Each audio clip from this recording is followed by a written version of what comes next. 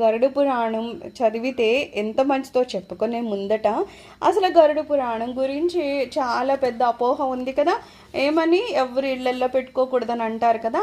అది ఎంతవరకు నిజమో, ఎందుకు అలా అంటున్నారు, లేకపోతే ఎందుకు వాటిని అన్నింటినీ పక్కకు తోసేసి మనం ఇంట్లో పెట్టుకోవాలనేది చెప్తారట. ఈ పురాణాలను ఎవరు రాశారు? వేదవ్యాసులు వారు రాశారు. ఆయన 18 పురాణాలను రాశారు కదా. అందులో ఒక పురాణము ఈ గరుడ పురాణం కదా.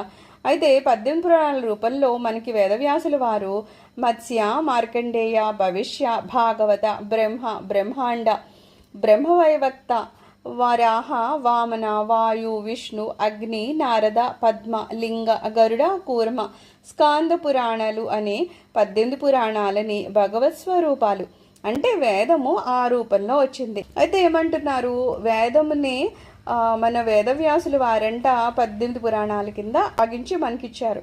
ఈ